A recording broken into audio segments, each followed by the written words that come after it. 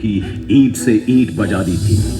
ये उसी पहले स्वतंत्रता संग्राम और उससे प्रेरित आजादी के दूसरे आंदोलनों का फल था कि 76 वर्षों पहले 15 अगस्त सन 1947 के पावन दिन बरसों से चले आ रहे बरतानी शासन को खत्म कर एक स्वतंत्र नए राष्ट्र भारत का जन्म हुआ था।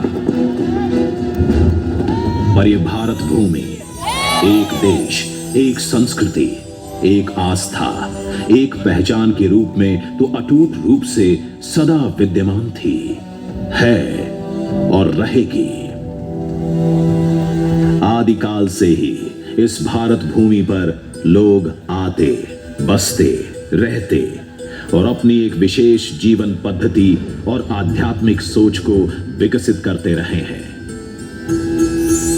साथ साथ सदियों से कलाओं के सर्जन और वर्धन में भी भारत जन अपनी एक अलग छाप छोड़ते आए हैं। फिर चाहे शिल्प हो या मूर्ति, चित्रकलाएं हो या नर्तन, नाटक, संगीत की प्रदर्श कलाएं। सिंधु सरस्वती सभ्यता के प्रारंभिक काल से ही भारतवर्ष ने संसार के आध्यात्मिक पटल पर अपनी सार्वभौम पहचान और अस्मिता स्थापित कर ली थी। धोलावीरा, लोथल, हड़प्पा, मोहनजोदाड़ो जैसी नगरपुर संस्कृतियों के बनने और बसने के साथ भारत भूमि में अंकुरित हुआ सनातन दर्शन, जो आत्मा परमात्मा के अद्वैत का संदेश लेकर संपूर्ण विश्व पर छाने लगा।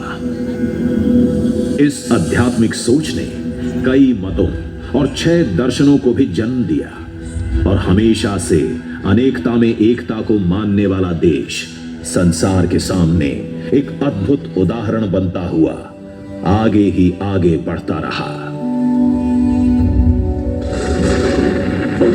कालांतर में इस जनतंत्र पर बाहर से आए आक्रांताओं और भीतर ही जन्मे भीतरघातियों की नजर लग गई। आपस की एकता टूटने और जनमत की अवहेलना के कारण देश की एकता खतरे में आ गई और हजारों मील दूर बैठी एक विदेशी सत्ता ने 200 साल के लिए भारत की सत्ता पर अधिकार जमा लिया। किंतु अंग्रेज सत्ता के विरुद्ध पूरे देश में चले स्वतंत्रता के आंदोलन ने एक बार फिर से पूरे भारत को जोड़ दिया। एक ओर सशस्त्र क्रांतिकारी थे तो दूसरी ओर केवल सत्य और अहिंसा की ढाल लिए महात्मा गांधी के सत्याग्रही।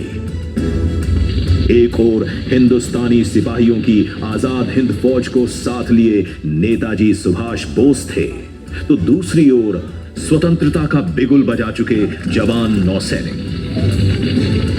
कुल मिलाकर भारत छोड़ो की आवाज बहरी अंग्रेज सरकार के कानों तक पहुंच ही गई और यूं वो दिन आ ही गया जिसकी बरसों से भारत देश को प्रतीक्षा थी।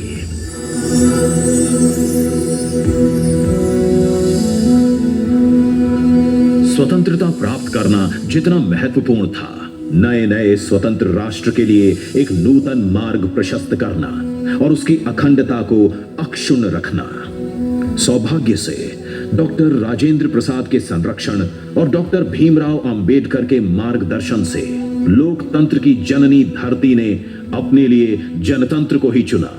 जनता की सरकार ने देश की बागडोर संभाल ली। वहीं सरदार पटेल ने यह भी सुनिश्चित कर दिया कि भारत की अखंडता और अक्षुण्णता पर एक खरोंच भी ना आए।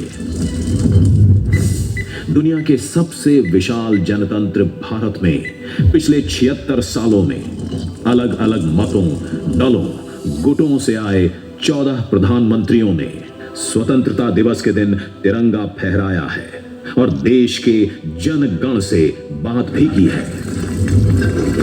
किंतु इस नई सदी में एक नया युग भारत में शुरू हुआ, जहां प्रधानमंत्री ने वर्ष में केवल एक बार लाल किले की प्राचीर से या कभी कभार जनसभाओं में और किसी आपात स्थिति या युद्ध काल में रेडियो टीवी से जनता से बात करने की बजाय